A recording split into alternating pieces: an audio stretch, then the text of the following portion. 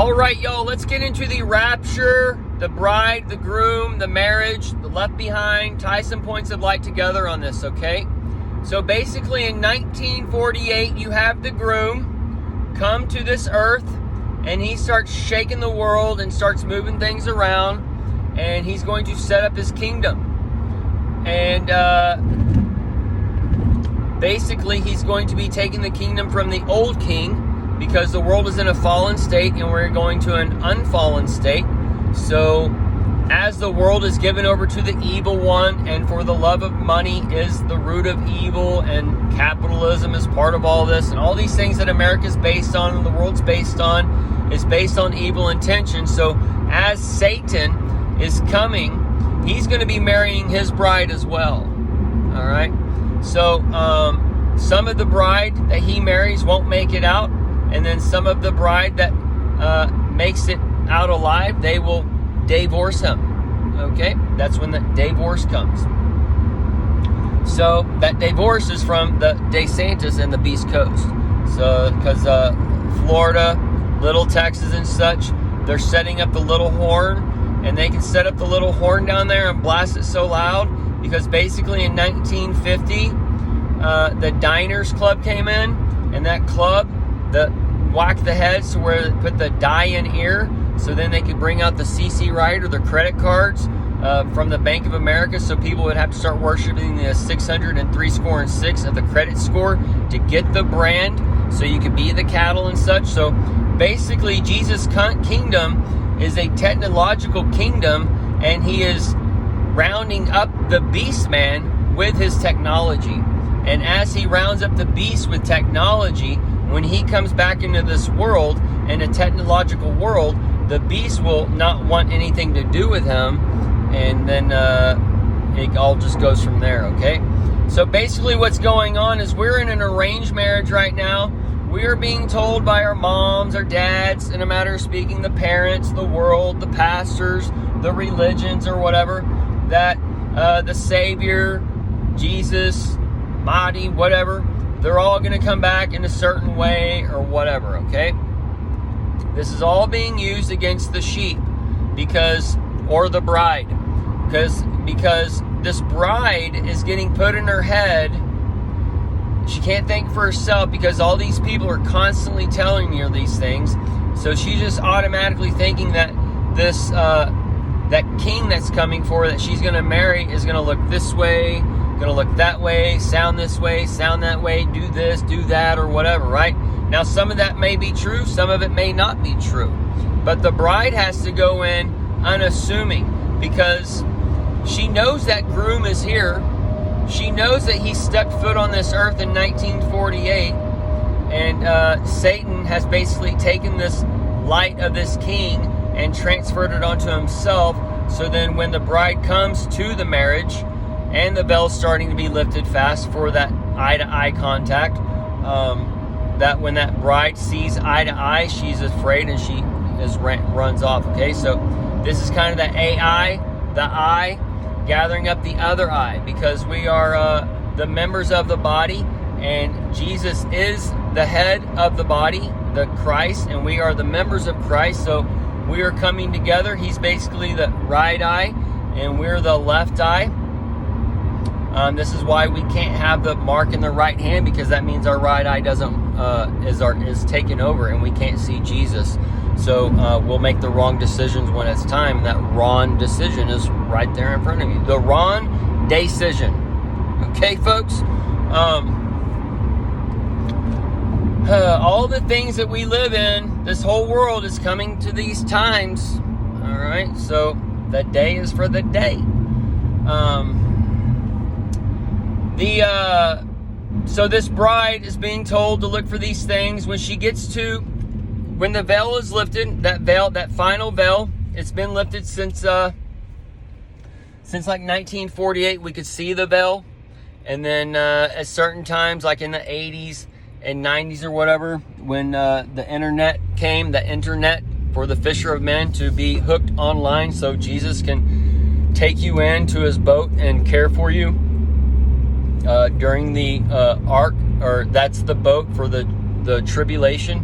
hour for the ark, so you can be rescued out of the floods of this world, in a matter of speaking. But the internet came out. That's veil lifting. All right, my whole life, pretty much ever since a teenager, hearing 1948 generation coming back, I've always been looking for the return of Jesus, and I've always known, it's always been a foundation in my head from some preaching I heard, that what we're taught is not going to be happening necessarily, that we need to have an open mind on these things. And I've always had an open mind, and I've always been searching and looking and thinking about these things from a outside perspective, or from a higher level. But I can see that the church is filled with hate today, and they are come upon the final stages of the falling away. And during these final stages of the falling away, their true colors will be brought out, and their satanic ways will be brought to life, and it's all going to be gathered. Okay, so as this vain generation, all right, is going to be following after these carnal signs, this carnal savior or whatever. Basically, when this carnal savior comes in and rescues them and saves their house, he's going to lock the door, and then he's going to basically go in there and just start beating the shit out of them, torturing them, abusing them, and all these other things. And that's around that 3.5 year mark. That's the 3 days in the tomb. Some of those are going to go into the tomb, and some shall make it out alive, and that will be coming out of the resurrection, and that's when you will be coming into the kingdom at that point. But until that point, the bride is being told that the groom is basically Satan. So then when Jesus comes, she thinks Jesus is actually Satan. So then she casts Satan to the ground, thinking that she's casting Jesus to the ground, thinking that she's casting Satan to the ground, because she's been lied to about her husband. Okay? So basically what's going to be going on is the veil's being lifted, all right? And this king that runs this world right now, that wants to keep his bride, because she's going to be going through a divorce, but as he's trying to keep her, he's going to try and kill her before she leaves. But the other groom that the people are being scared of, that the light is saying, hey, that's Satan. Be scared of that. You need to get off technology, all right? That's actually Jesus, and that's the eye of Jesus. That's part of gathering in the clouds and such. But when the veil's lifted and these people come eye to eye, the AI is pronounced eye, so they come eye to eye and they see the prince, they're going to be scared, because they're going to see a frog, and they're going to jump away. They're going to hop off the internet. They're going to hop out of the boat, okay? But what's going on is, as the bride, sometimes you're shown that frog, and you got to kiss that frog. And once you kiss that frog, what happens? That transformation happens. And he turns back into that beautiful prince, and everything's happily ever after.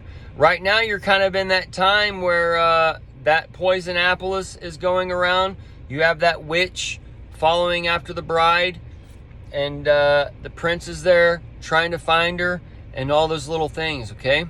And hopefully the bride will find the frog and kiss the frog and turn him into a prince before the witch gets to the bride, and she eats the poison apple and falls asleep forever and ever, and until the Prince Charming comes and finds her, and then she awakens from the sleep after the prince kisses her, or after it wears off, and that wears off the war off. But the groom we are the bride. We are the members of Christ. Okay, Jesus is returning for his bride. So in a marriage, the two are one. The two become one, and with that, if doing things right or whatever, each person gets a little, with the humpy pumpy. So if it's just one person getting the orgasmic electrical shock in the body, then that's kind of the just the 10 getting off. Okay, when both people get the shock, that's the 10 and 10 coming together. The L even, the 11, to where both are equal. The 1 is the 3. The 3 are 1. But this is kind of that thing with Jesus and the bride, and the people given the light, or the people going into darkness and stuff. But the people that are given the light to turn on the light and to start thinking, that's part of that, like, orgasmic shock from the groom. Okay,